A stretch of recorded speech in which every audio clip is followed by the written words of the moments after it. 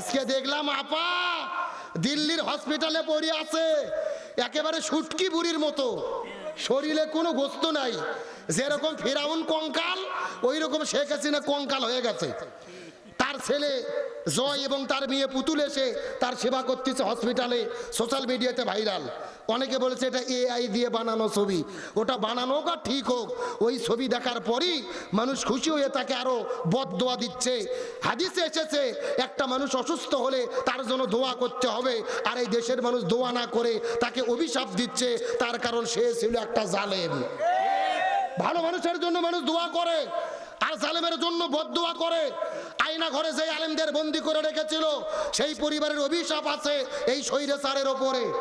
1700 ছাত্র জনতাকে হত্যা করেছে আবু সাইদ, মুগ্ধ, ওয়াসিম, তাদের বাবা মার অভিশাপ আছে ওই জালেমের ওপরে। আর হাদিসে এসেছে যারা পৃথিবীতে জালেম হয় মৃত্যুর আগে আল্লাহ তাদেরকে শুটকি বানায়া এই জাতির কাছে লাঞ্ছিত করে। আবার মাঝে মধ্যে কিন্তু ভেলকি মারে, বলে সীমানার কাছে আছে, শর্ট করে ঢুকে পড়তে পারি। আমরা বলতেছি ম্যাডাম আসেন, এটা তো আপনার বাবার দেশ, আপনি আসেন, প্রয়োজনে যদি বাস লাগে পাঠিয়ে দিচ্ছি, রেল লাইন লাগলে খুলে দিচ্ছি, যদি হেলিকপ্টার লাগে তাও আমরা দেব, আপনি দেশের মানুষ, দেশে ফিরে আসেন। কথা কন রে, 80 বছর বয়স বৃদ্ধ মানুষ আর কতই কষ্ট করবে বলেন তো, একটু দয়া হয় না? দেশের মানুষ দেশে আছো, কি বলেন? তুমি আইবা গো এইবার, আইসা বুবু ক্ষমতা পাইবা না। যারা ঠিক বলবে না মনে করবেন ওই গ্রুপের লোক। এ জোরে বলেন ঠিক। বুবু আইবা, তুমি আইবা গো এইবার, আইসা বুবু ক্ষমতা পাইবা না। খোঁজ নেই বুবু কাদের কাকার অবস্থা খারাপ, দরবেশ বাবার হারুন আঙ্কেল এখন সামনে আসে না। নেতা কর্মী সব জেলের ভেতর, বুবু আছে ডরের উপর, কখন জানি আসে গ্রেফতারি পরোয়ানা। বুবু আইবা, তুমি আইবা গো এইবার, আইসা বুবু ক্ষমতা পাইবা না।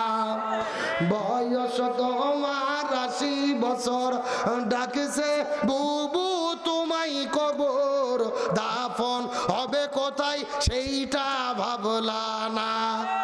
বুবু আইবা, তুমি আইবা গো এইবার, আইসা বুবু সিয়ার পাইবা না।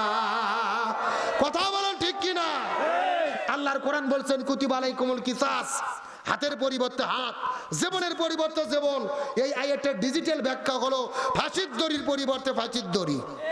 তার কারণ বলেন তো, গত 16 বছরে ও জুলুম কম করছে না বেশি করছে? আরো ধরে বলেন। দেশে আগুন লাগাইয়া আলেমদের জ্বালাইয়া পালাইয়া সাইরা গেলে ঢাকা, গণভবনটা এখন ফাঁকা বুবুরে, গণভবনটা এখন শূন্যস্থান পূরণ, বোঝেন না সবাই? গণভবনটা এখন, দেশে আগুন লাগাইয়া আলেমদের জ্বালাইয়া পালাইয়া সাইরা গেলে ঢাকা, গণভবনটা এখন ফাঁকা ডাইনি রে, গণভবনটা এখন, গণভবনটা এখন। অধিকারের কথা বললে বলেছিলে রাজাকার, জনগণ বইজা গেল তুমি বুবু স্বৈরাচার। অধিকারের বললে কথা বলেছিলে রাজাকার, জনগণ বইজা গেল তুমি বুবু স্বৈরাচার। তোমার নেই তো শরম লাজ বুবু, বড়ই চিটিং বাজ, তোমার নেই তো শরম লাজ বুবু, বড়ই নাটক বাস। কাউও ডাকে না আর কাকা, গণভবনটা এখন ফাঁকা বুবুরে, গণভবনটা এখন। এ সবাই, গণভবনটা এখন, গণভবনটা এখন। খেলা হবে, খেলা হবে। শামীম তোমার বলে না সংসদে মমতাজের বুকটা তো আর ফাটে না, পলকের ঝলক তো আর নাই, বুবুর টাকলা মুরাদ নাই, দিল্লিতে স্বামীর বাড়ি একা, গণভবনটা এখন ফাঁকা বুবুরে গণভবনটা এখন মিথ্যা মামলায় ফাঁসি দিলে সোনার মানুষগুলো রে কত বড় ডাইনি সেজে মায়া নাই তার অন্তরে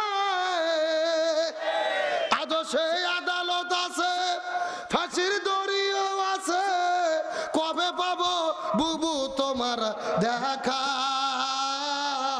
অপেক্ষা করছে শুধু ঢাকা দেশে আগুন লাগায়া আলেমদের জ্বালায়া পালায়া সাইরা গেলে ঢাকা গণভবনটা এখন ফাঁকা বুবুরে গণভবনটা এখন ফাঁকা। আলোচনা কি চলবে? কারা কারা চলবে? দুটি হাত আল্লাহকে তুলে দেখায়। দেন একজন তাকবীর দেন দেখি।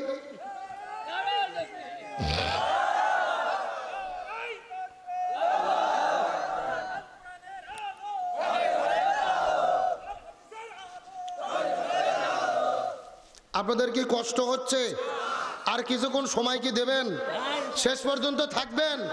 দেখি কারা কারা থাকবেন না হাত তোলেন। হ্যাঁ, এইবার বোঝা গেছে কয় নম্বর শ্রোতা। আচ্ছা, সত্য শেষ পর্যন্ত থেকে আখিরি মোনাজাত করে কারা কারা যেতে চান টান টান করে হাত তোলেন তো দেখি সবাই। সবাই হাত উঠান। মুরব্বি মাঝখানে মুরব্বি হাত উঠান। যুবক ছেলে হাত উঠান দেখে সবাই একটু গলা কাকার দান তো দেখে। হ্যাঁ, লিল্লাহে তাকবীর। আল কোরআনের আলো, আল হাদিসের আলো, দুনিয়ার মুসলিম ইসলামের শত্রুরা লিল্লাহে তাকবীর। আলহামদুলিল্লাহ বলেন। আপনারা সবাই কিন্তু হাত তুলে ওয়াদা করলেন শেষ পর্যন্ত থাকবেন। এখন না থেকে যদি উঠে চলে যান, ওয়াদা ভঙ্গ করা কিসের লক্ষণ? মুনাফিকের লক্ষণ। আপনারা কি মুনাফিক হতে চান? মুনাফিক হতে চান কি চান না, এটা মোনাজাতের আগে বোঝা যাবে। খালি লক্ষ্য করে দেখেন মোনাজাতের আগ পর্যন্ত কারা কারা উঠে যায়। যারা যারা উঠে যাবে মনে করবেন ওই গ্রুপের লোক। আল্লাহ তাআলা শেষ পর্যন্ত থাকার তৌফিক দান করুক, বলুন আমিন। তাহলে চিৎকার করে বলেন শান্তির জন্য কি লাগবে? আরো জোরে বলেন। আমার বন্ধুগণ, মুসলমান ভাইরা, গভীর মনোযোগ লক্ষ্য করুন। কোনো দিকে নাচা, কোনো দিকে নাড়াচাড়া নাই, কোনো দিকে তাকাতাকি নাই। ভালো করে বোঝার চেষ্টা করবেন। যদি দুনিয়ার ভেতরে আমরা শান্তি পেতে চাই, আমাদের কি দরকার?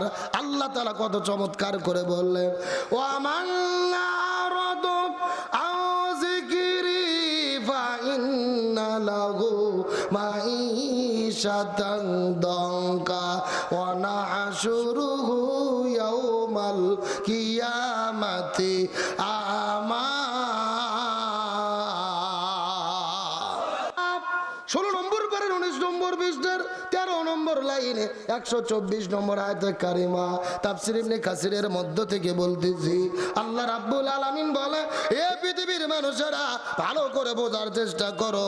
যদি কোনো ব্যক্তি কোরআন বাদ দিয়ে জীবন পরিচালনা করে আর যদি শান্তির জিকির করতে থাকে, আমি আল্লাহ তাদের জীবনের মধ্যে কোনো শান্তি রাখবো না, বরং মাঈশাতান দঙ্কা, তাদের জীবনটা আমি আল্লাহ তাআলা অশান্তিতে ভরায়া দেব। যারা কোরআন মানবে না ওদের জীবনে অশান্তি বানাই দেবে কে? তাহলে শান্তির জন্য কি লাগবে? ফামান তাবিয়া হুদায়া ফালা খাউফুন আলাইহিম ওয়ালা হুম ইয়াহজানুন। আল্লাহ বলছে কোরআনকে মেনে নাও, কোনো ভয় নাই, কোনো টেনশন নাই। সুবহানাল্লাহ বলেন। এই যেখানে আপনারা লিখে দিয়েছেন আব্দুল সালাম যুক্তিবাদী, আমি যুক্তিতে কিছু কথা আপনাদেরকে বুঝাই। মনে করেন যে বাংলাদেশে ঢাকা শহরে বিশাল বড় একটা পানির ট্যাঙ্কি আছে। জোরে বলেন, কিসের ট্যাঙ্কি? ওই ট্যাঙ্কির মধ্যে থেকে পাইপ দিয়ে দিয়ে বাংলাদেশের 64টা জেলায় পানি সাপ্লাই দেওয়া হয়। এখন একটা পাইপ আস্তে আস্তে আপনাদের সাতক্ষীরা শহরে শহীদ আব্দুর রাজ্জাক মোড়েও এসেছে। কিন্তু ঢাকাতে যে পানির ট্যাঙ্কি আছে ওই ট্যাঙ্কির ভেতরে একটা মরা বিড়াল মরে পৌঁছে গন্ধ উঠে আছে। আমার কথা কি বুঝেছেন? এখন ওই পাইপ দিয়ে আসে সাতক্ষীরার যে পানি বের হচ্ছে, বলেন তো ওই পানি ভালো না গন্ধ? কথা বলেন। এখন ওই গন্ধলা পানি বের হওয়ার পরে আপনাদের সাতক্ষীরা জেলার যত বড় বড় হুজুর আছে, ইমাম, মজ্জিন, খতিব, মুফতি, মুহাদ্দিস, ফকি, সব আলেমদেরকে ডেকে বলা হয়েছে, এই হুজুরের গোষ্ঠীরা, এই যে গন্ডালা পানি বের হচ্ছে, তোমরা ফু দিয়ে দিয়ে পরিষ্কার করো। হবে? হ্যাঁ হ্যাঁ, যাবে না? আচ্ছা, সাতক্ষীরা জেলে হুজুর তো দূরের কথা, কাবা শরীফের ইমামও যদি এসে বিসমিল্লাহ বলে ফু দেয়, আপনাদের কি মনে হয় পরিষ্কার হবে? তাহলে বলেন তো, ওই পানি পরিষ্কার করতে গেলে কি পরিষ্কার করা লাগবে? ওই ঢাকা শহরের ট্যাঙ্কি পরিষ্কার করা লাগবে। এটাকে বুঝতে পেরেছেন? এবার আসল ওয়াজ শোনেন, আসল ওয়াজ। এই বাংলাদেশেও শান্তি প্রতিষ্ঠার একটা ট্যাঙ্কি রয়েছে, যার নাম হলো সংসদ ভবন। আরো জোরে বলেন। আর এই সংসদ ভবনের ভেতর থেকে বাবার আইন, দাদার আইন, চাচার আইন, খালুর আইন, ফুপর আইন, কার্ল মার্ক্সের আইন, লেনিনের আইন, পুতিনের আইন, ধর্মনিরপেক্ষতাবাদ, জাতীয়তাবাদ, সোশ্যালিজম, ক্যাপিটালিজম, মানব রচিত তন্ত্র মন্ত্রকে জুতাই এবং ঝাঁটাপিটা করে বিদায় করে যতদিন পর্যন্ত কোরআন সংসদে ঢুকাইয়া কোরআন দিয়ে বাংলাদেশ পরিচালিত না হবে, ততদিন পর্যন্ত এই জমিনের ভেতরে শান্তি আসতে পারে না, পারে না, পারে না। সুতরাং এই বাংলার জমিন থেকে সমস্ত তন্ত্র মন্ত্রকে জুতাই এবং ঝাঁটাপিটা করে বিদায় করে দিয়ে কোরআন পার্লামেন্টে ঢুকাইয়া কোরআন দিয়ে বাংলাদেশ পরিচালিত হোক, এটাকে আমরা চাই। কারা কারা চাই? দুটি হাত আল্লাহকে তুলে দেখায়া দেন, দেন তাকবীর দেন।